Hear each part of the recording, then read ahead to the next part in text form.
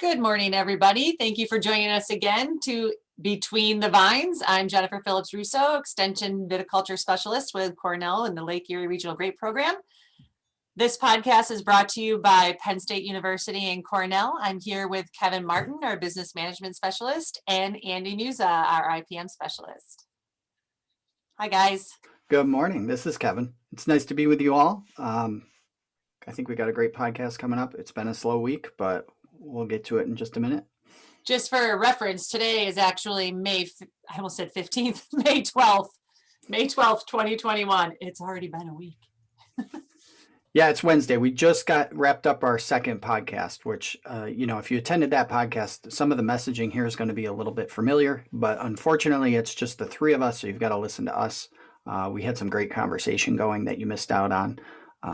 Not to say that you're going to miss out on any information, but the conversation with the growers was great. And I mean, I learned a lot, and I'll try to share that with you guys here. It was a great coffee pot meeting this morning, and there was a lot of discussion, grower led. So I really appreciated it. Well, we really just jumped right into this, and Andy's here too. Hi, Andy. Yes. Andy, are you here? I'm here.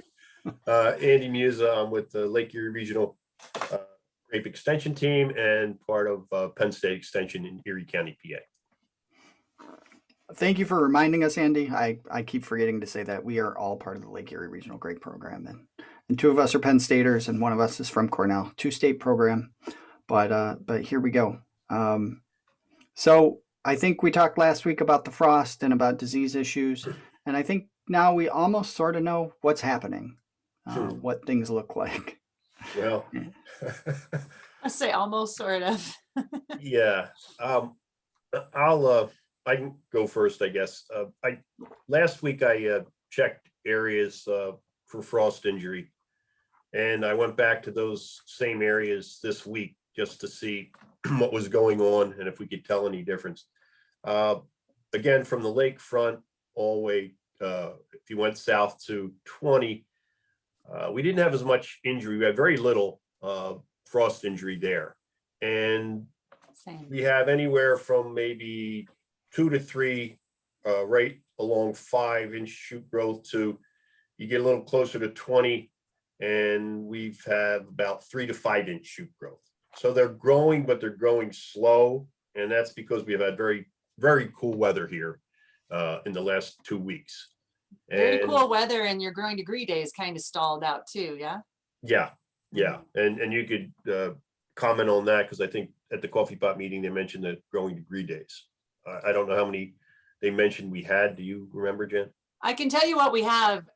When I report on everything, I use the Cornell Lake Erie Research and Extension Laboratory Station, which is called Portland, New York, on our new one network. So that's all the information that I always give out, because it's a generalization of where our office is located.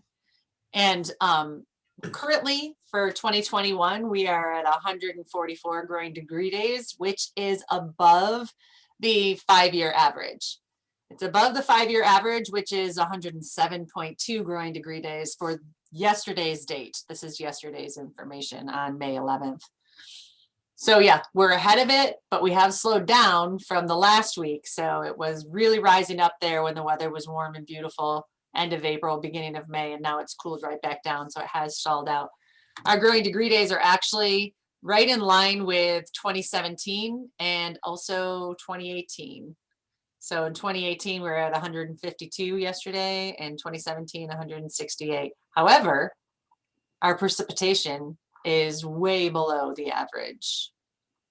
But there wasn't any movement when we looked at the newest stations from May 4th. Very few just stalled out, which is why I think we're seeing the vines slow down.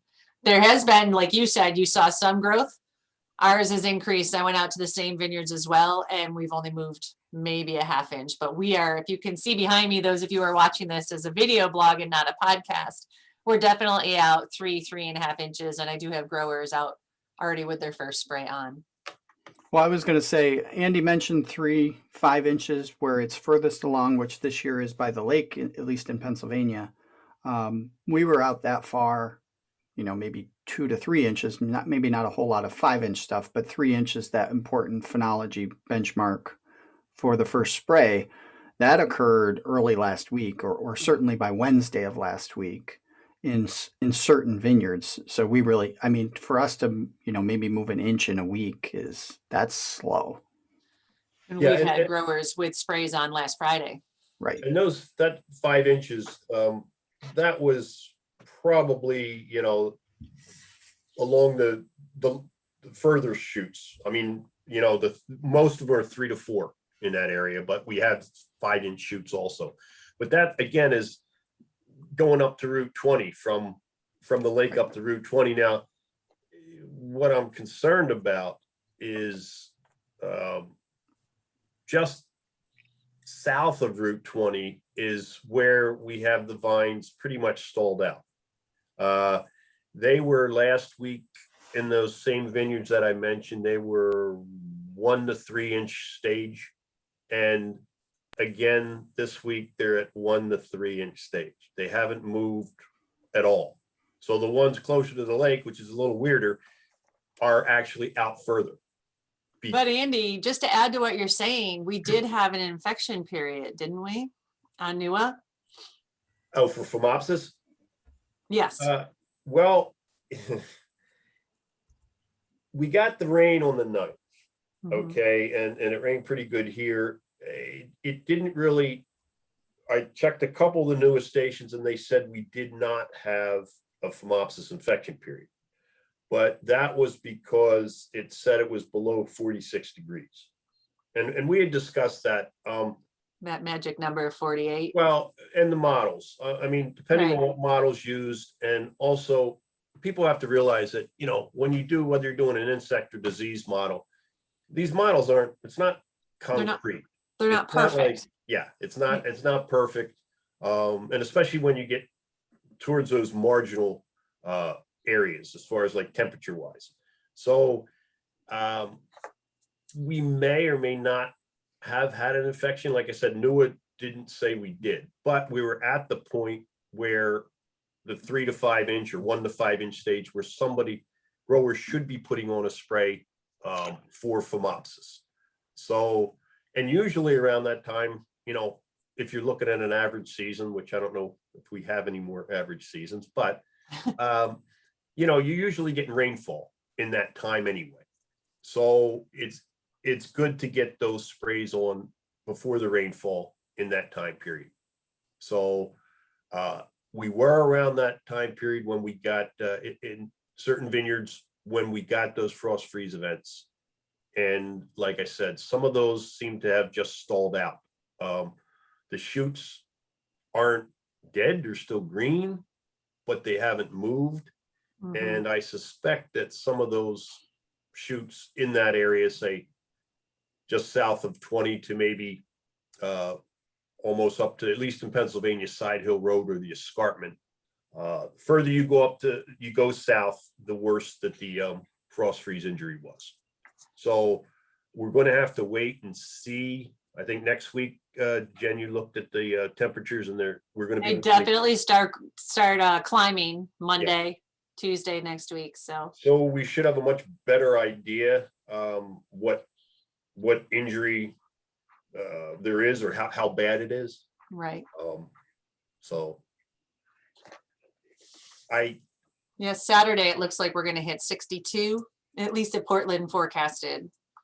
okay. So, And the thing is, what we're seeing now is up in the escarpment where we had the high injury levels, those secondary buds are pushing and they look good. They weren't hurt. So we are getting a lot of movement there. We're getting less secondary movement in that sort of area that we're not sure about.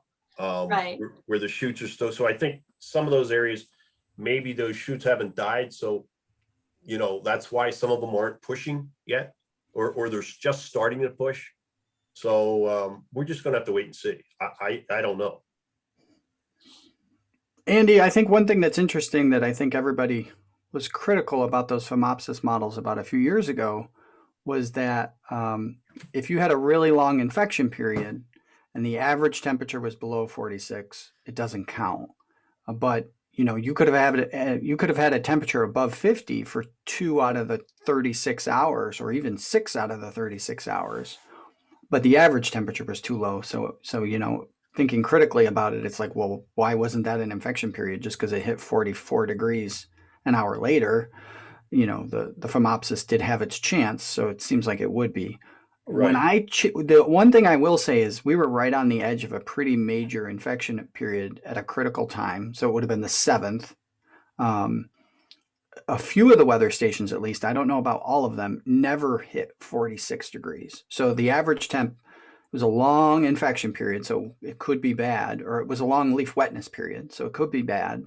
But the high temperature during that event might have been 45, 46, or 45, 45.8, but never actually hit 46. So it gives me a little reason to be optimistic, but I guess we'll wait and see what it looks like, because that is different than 2017, where during part of that long infection period, the temperature did definitely exceed 46. Well, that's a good point, because like you said, if it does go above the limit, then that throws that whole average, like you said, average temperature. Whereas this year, it was, like you said, below, it never even reached that. So yeah, and we're not saying anything that the model is wrong. We're Right. just saying that, any of these models, they get better and better with more inputs that you have, and none of them are perfect, but Like the weather forecast. right, absolutely. I mean, nothing is none of the models are perfect. Well, I think 2017 was probably such an unusual case that it was never tested, in Yeah. that Yep. the wetness period was so long it lasted days and nights. So there was a lot of cooling weather to lower that average temperature. Um, this was close to that. It started at 2 and lasted into the evening. Um, or did it start at 2 a.m.? Yeah, it started at 2 a.m. and lasted into the day. So you do have those cooling periods overnight. But yeah, I mean, I think we can obviously say that the model isn't perfect and doesn't envision 100. It certainly doesn't have 100% success rate after 2017. But whatever that imperfection is, hopefully it doesn't apply to this kind of event. And So, the other caveat is I didn't check all the weather stations, so maybe it was warm enough somewhere. but following that phenology and getting your sprays on, super important. Oh yeah. Well, the other thing with that is, for phomopsis, you can have a certain time period where the leaves are wet, but at least in my experience, you may have infection periods, but when you really get it severe, you've got like a couple days of, not just a 12-hour period or whatever.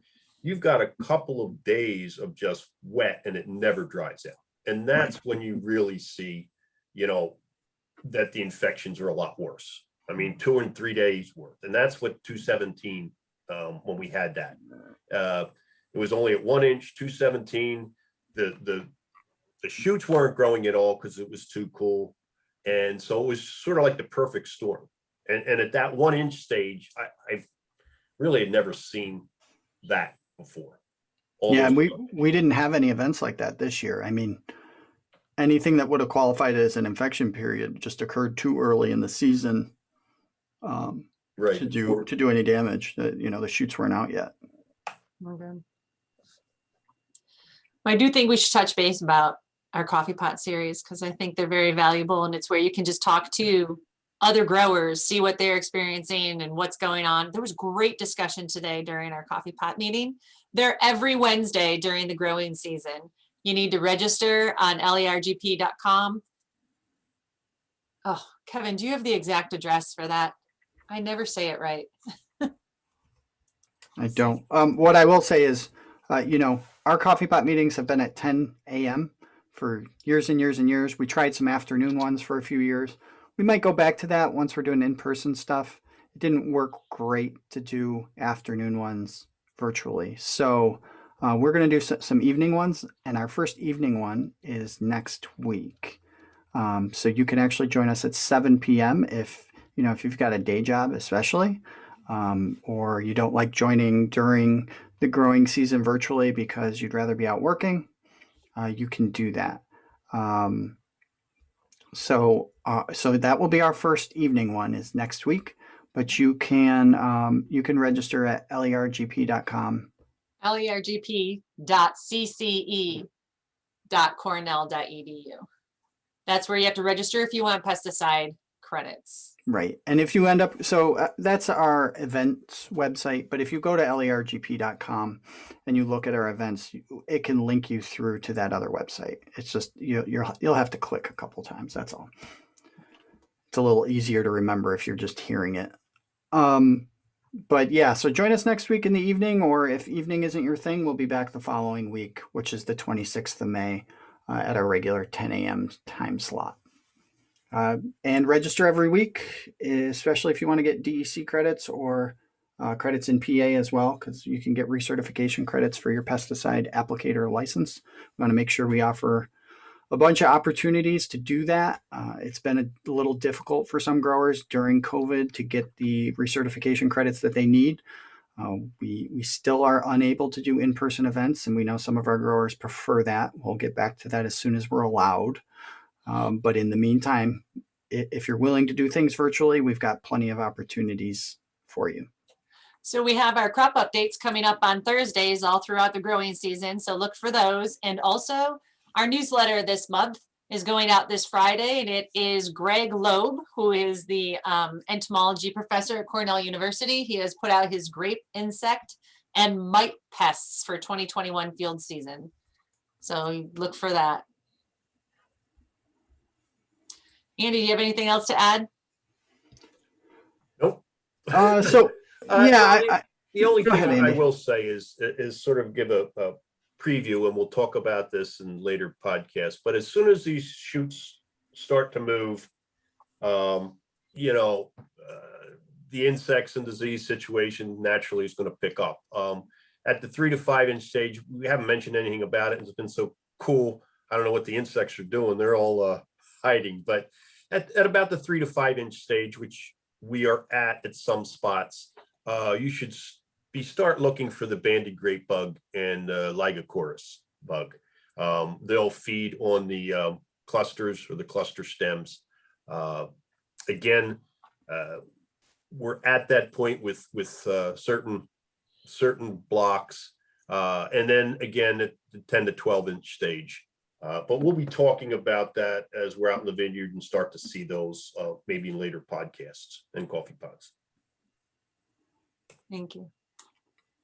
Yeah, I mean, I've got a couple of things to add. I think I'll stick to the cultural practices first. I just want to say that some of these larger meetings are a little bit difficult this year because this frost damage is fairly isolated. I mean, it certainly affected a few acres, a meaningful number of acres, but we do have some growers that don't have any damage, and we have growers that have a level of damage that, from an economic perspective, I'm not concerned about. If you had 25% primary loss, it may not matter. The vine's going to compensate for some of that, especially with some of the aggressive pruning practices that our growers employ. So, our buds don't perform anywhere near their full potential because there are so many of those buds. So, you kill a few and you're doing all right. On top of that, we are looking at some very high prices. Particularly if you compare it to 3, 4, or 5 years ago. So even with half a crop, your gross income is going to exceed what it was at sort of the downturn of those grape prices. And anything like a 75% crop, your gross revenue is going to exceed probably average gross revenue for your operation. So, I think like the corn industry, they're actually in an identical position right now. There's some hurt corn and some replanting happening and some things that are going to affect yield in corn. Doesn't matter. You still have to take care of it because every ton of grapes, every bushel of corn is going to be worth more this year. So you can afford to take care of it. Mm-hmm. Now, in a larger meeting, it's a difficult message because there are going to be, unfortunately, people who are farming secondaries this year. and they're probably capped at somewhere between a third and a half of a crop. A half of a crop for some growers, I'm actually pretty optimistic about that because, they aim for 15 ton to the acre. They thin it down to 10. Half a crop is 7 ton to the acre. That'd be great. You need to take care of that. But cultural practices for how many buds that we leave up when we say a lot varies a lot. So a lot might mean 125 or it might mean 200. And it doesn't matter so much with primaries because, the vine's, not going to get 50 ton to the acre most of the time. But with secondaries, that's going to show up. You're not going to have that ability to compensate in the same way. So yes, there might need to be some adjustments on the escarpment, especially with if they're escarpment acres that were aggressively pruned.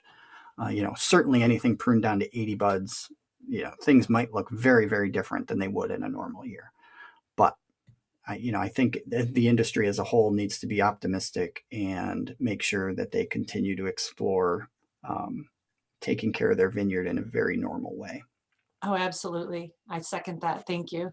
I mean, do you want to caveat that with some negative energy in terms of how we don't know how things are damaged yet? I don't like negative energy, but I do think I this know you next week don't, is. but sometimes it's necessary, and that's I usually think what this I'm here next for. week is But I think definitely you going to saw tell it. the tale. Yeah. I do know I have some growers out there who are concerned with some of the first leaves falling off. I think you need to, and not flattening out. Some of them aren't flattening out. So, but I really feel this warm weather coming up is going to tell the tale, and I need you to get out there and assess your damage. Right. After that, I think, if you guys don't have anything else, I do want to explore some of the things going on kind of just in the grape business world. We've talked a lot about different aspects of price. The one thing we haven't mentioned in a few weeks is labor. It did come up in the coffee pot meeting today. I noticed when it came up that everyone was concerned about the supply of labor, but it doesn't seem, at least in our coffee pot meeting, that any of the growers were facing a disaster. And we've seen those before where like pruning doesn't get done or, pruning gets half done. And that's a real critical labor shortage. It appears to me what's happening now is prices of labor are very high, which is, I think we expect across the whole economy, and we've come to expecting grapes for the last 3 years, particularly in New York, although now it seems to be affecting Pennsylvania as well.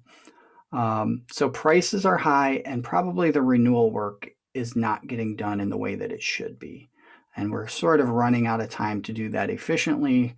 We might have a couple more weeks, and we certainly have, I don't know, probably 6 or 7 more weeks where it can get done, but it does get a little bit slower. And as the weeks go on, more and more labor, it's called migrant labor for a reason. More and more of it migrates to other operations that provide more reliable work in the summer months. And traditionally grape growers don't do that. So they have jobs lined up in other industries.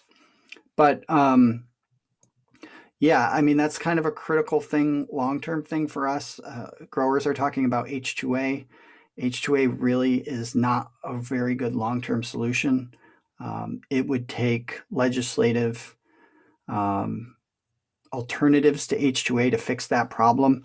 The real issue with H2A is that it relies on fairly low costs of labor in other countries willing to travel for higher reimbursement rates here. And the standard of living in just too many countries that are local to our market continues to improve. And that pool of labor appears as though it will eventually dry up. And we've seen H2A supply go way down. And talk about negative energy, Kevin. Well, yeah, I mean, H2A is a really difficult thing to get into, and I think larger growers may need to look at it for the next 2 to 3 years, but it's not going to replace mechanization. I mean, I think the obvious example is mechanization is just going to be cheaper than H2A. There is some legislation on the table to reform H2A, which could lower the cost and make it more sustainable. I don't know that something like that would happen, but I think there is certainly an awareness in the wider industry that H2A is not going to work the way it is forever. So mechanization is where I would focus most of my energy. And, one of the real problems with mechanization was you still need renewal work done. And for whatever reason, the culture in our region, we pay a whole lot of money to get pruning done and we don't pay much for renewal work. So if you only need renewal work, it's hard to find labor. And H2A might be a solution for that, especially shared H2A where you share that labor with other farms. You can afford to pay a great deal more for renewal work when you're saving on the pruning. Mm. And you may need to, because it is harder to recruit labor when you're not paying them for pruning as sort of a bonus reward. Then you're sort of last on their list for renewal work. They go to the places that pay them to prune by hand first, traditionally. And you're looking at activities that are far more pleasant than pruning in January, December. And so some of these things like hand follow-up and renewal work, you don't necessarily need to rule out other forms of the workforce. It does not have to be migrant work. At $15 an hour plus another $5 to $7 in benefits, especially if you're talking H2A, $22, $25 an hour, you can find local workforce to fill that gap sometimes. So that's an option that I encourage growers to look for. The other thing is Pennsylvania has minimum wage legislation on the table. We've been talking a lot about New York State and regulations and minimum wage that's been changing every year in New York. So there's always something coming out in New York for our New York growers that we've always got to keep them updated on. There's been some things, a lot of the regulations have actually been federal, but state stuff has been pretty quiet. And now we're seeing a push towards that $12.50 minimum wage, which evolves slowly into $15. Similar to New York, upstate New York. New York City gets a lot of press for already being at $15. They get so much press that some people think we're at $15 in this part of New York State, and we're not. But we're at $12.50, and it's possible that Pennsylvania will be there soon. So that will certainly affect our workforce. New York, the migrant labor force makes very close to minimum wage for renewal work. They did not used to, but you double minimum wage and it squeezes that gap. In Pennsylvania, they don't make anywhere near minimum wage. They're making way more than minimum wage, but it is now less expensive in Pennsylvania because that minimum wage in New York has not pushed them to relocate to New York. They're willing to accept lower wage rates, even though, 10 miles this way, they could be making more. So that was studied by the Federal Reserve. Our minimum wage does not impact them directly as much as people thought it would. But that's good to know. So we know now that if or when Pennsylvania changes their minimum wage, those wage rates will change. Even if you're paying $13 an hour right now, when minimum wage goes from $7.75 to $12.50, 13 is no longer acceptable. Yeah, I'm so glad that we have you as a business management specialist and you do keep your finger on that pulse and relay that information. I don't mean to glass over when you do that. But I do it anyway. I'm so thankful that you're here. It's all important information that all of our growers need to know. So I appreciate you. Thank you. Or ignore it all and mechanize your farm.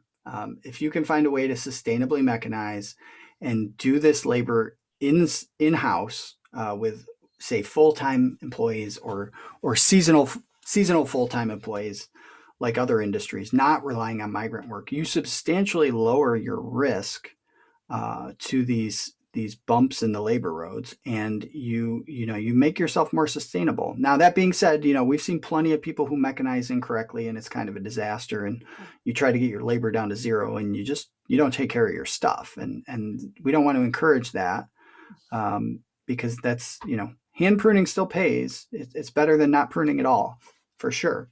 So. Mechanization, just say it over and over again. We're getting there. It has been slow. There hasn't been a financial impetus to change yet. You can always just pay 33 cents a vine instead of, machine pruning and then paying 20 cents for hand follow-up. You end up saving like a penny a vine. But as we get to 50 cents a vine for hand pruning, the wheels sort of start to come off. Right. And so hopefully you're ready for that.